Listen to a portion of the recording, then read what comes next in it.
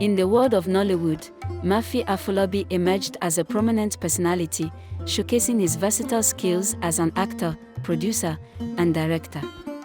Throughout his remarkable journey, he found joy in his firstborn, Fathia, while leaving a mark of excellence in his multifaceted endeavors. Born on the 5th of May, 1974, Murphy Afolabi embarked on a remarkable journey. This journey came to its solemn conclusion on the 24th of May, 2023, a Sunday filled with somberness in the bustling city of Lagos.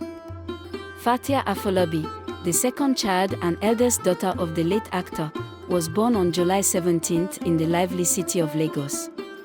She has established her online footprint primarily on Instagram, where she interacts energetically with a group of 9.8k followers, all linked to her under the username @Afolabi.